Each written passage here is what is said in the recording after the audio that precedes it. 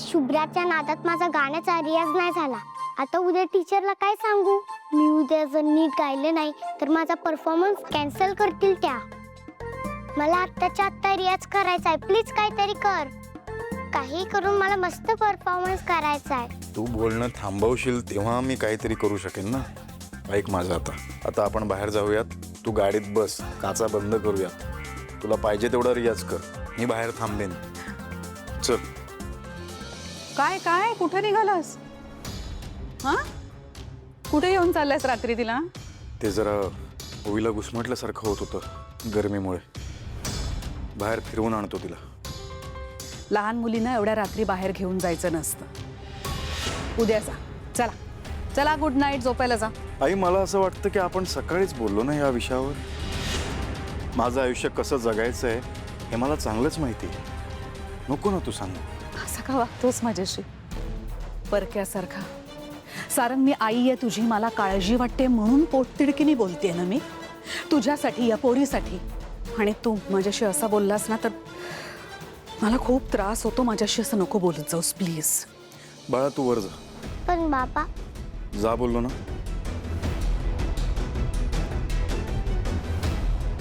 सांग, कसं बोलू मी तुझ्याशी?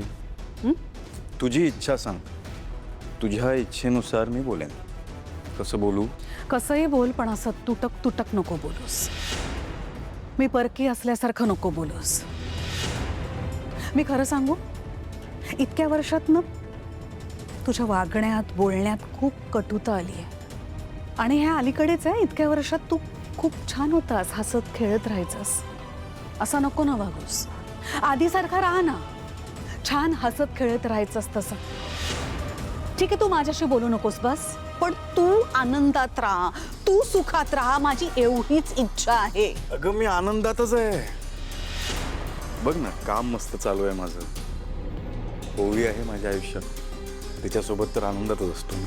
माझं आयुष्य छान चालू आहे. मला असं का वाटतं की तू त्या पोरीला जाऊन भेटून आलायस, तिच्याशी बोललायस. अच्छा, ही भीती आहे का तुझ्या मनात? ही भीती सतवते तुला? नाही आहे, मी तिला भेटून आलेलो नाही.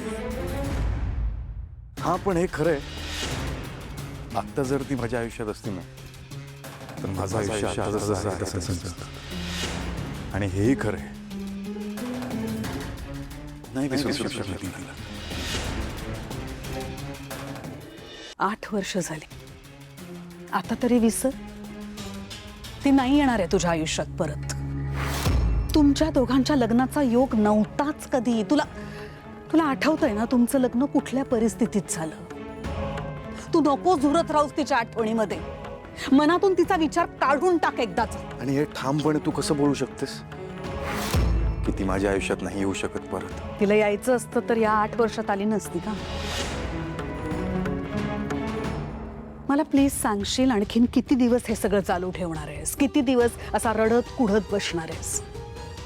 सारंग, तुला कळतंय ना, तुझ्या समोर एक अख्खं मोठं आयुष्य आहे. नवीन नात्याची सुरुवात कर. पुन्हा एकदा संसाराला लाग. प्लीज तू फक्त हो म्हण सारंग, फक्त हो म्हण. मी सुंदर, सुशिक्षित, मोठमोठ्या घरातल्या मुलींची ना लाईन लावीन इथे. बास आई, बास. परत माझ्या लग्नाचा विषय हा घरात नको. सारंग, तुझी ही एक इच्छा मी नाही पूर्ण करू शकत. माफ कर मला. Thank God.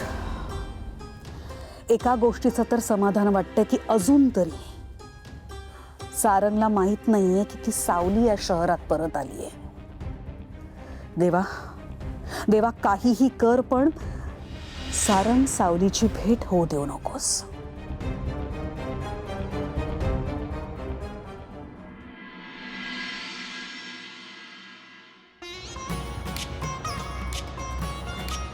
अबीर, काय दिवसभर त्या बॉल सोबत खेळत असतोस? ही काय जागा आहे का बॉलने खेळायची? आणि हो, मी तुझ्यासाठी चांगले कपडे काढून ठेवले होते ना, मग हे का घातलीस गुरुकुलात जायला? अगं आई, कपडे कोण बघत असतं म्हणतो मी. आणि मी अजून लहान असतो ना, मोठा झालो की तुझ्यासारखं तयार होऊन निघत असतो बघ मी. बघूयात.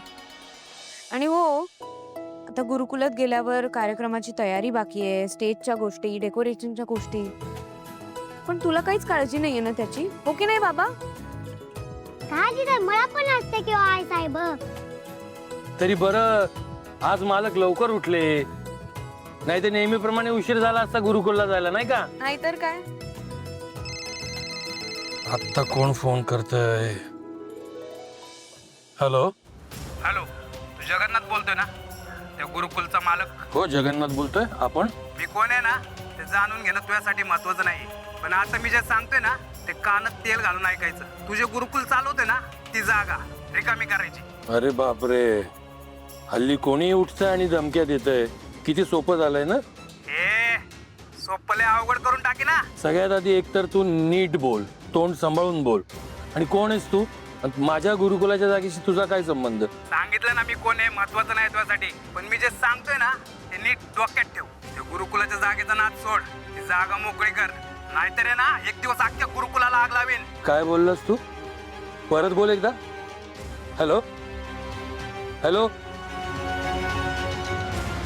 बाबा काय झालं, कोणाचा फोन होता आणि तुम्ही इतके का चिडलात? नाही, अनोळखी माणसाचा फोन होता, नाव नाही माहित. गुरुकुलाची जागा सोड, नाही तर तुला जड जाईल असं सांगत होता. थेट गुरुकुल पे धमकी देत होता. काय? अशी धमकी कोण देत असेल? कोणाचं काम असेल हे? ते मी बघतो, शोधायला फार वेळ लागणार नाही, कारण मला पक्क माहितीये ह्या फोनच्या मागे खरा चेहरा कोणाचा आहे ते. मी तुम्हा दोघांना आता गुरुकुलात सोडतो, तुम्ही कार्यक्रमाची तयारी करा. आणि तुम्ही कुठे जाताय? बाहेरच्या बाहेर जाऊन त्या माणसाचा आणि त्याला पाठवणाऱ्याचा कायमचा बंदोबस्त करतो आणि येतो.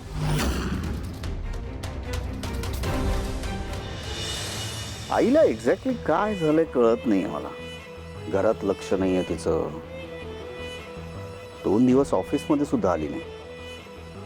त्या गुरुकुलाच्या जागेवर गेली आहे आणि तिथून आल्यानंतर ती खूप डिस्टर्ब आहे. त्या दिवशी ती मला म्हणाली की माझा शब्द आहे, ती जागा आपली होणार. पण नंतर काय झालं असं की ती मला सांगते त्या जागेकडे बघायचं सुद्धा नाही. नाही कळत आहे मला. काल मी तुला तेच सांगत होते ना, त्या गुरुकुलाच्या जागेत काहीतरी सॉलिड सिक्रेट दडलंय, ज्याची भीती आहे आईंना. नाहीतर विचार कर ना, एवढी चांगली शिकार सोडून कोण असंच लगेच निघून येईल? मी नाही माघार घेणार. मोनिका, ती जागा आपली होणार नक्की. किती पैसा मोजावा लागला तरी गुरुकुलची जागा आपली होणार. तुला आवडली आहे ना, मग ती जागा आपली होणार. माझा शब्द. मस्त, जागा मिळणारच, तू घेणारच. पण कशी? प्लॅन आहे काही? नाही, ऍक्च्युली प्लॅन असा, ऍक्च्युली प्लॅन आहे आणि ते प्लॅनिंग एक्झिक्युटिव्ह झालेलं आहे. प्लॅन एक्झिक्यूट सुद्धा झालाय. राजकुमार, एका रात्रीत अशी काय सूत्र हलवलीस रे तू? सांगतो,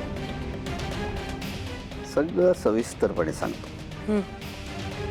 आज सकाळी मी एक कॉल केला.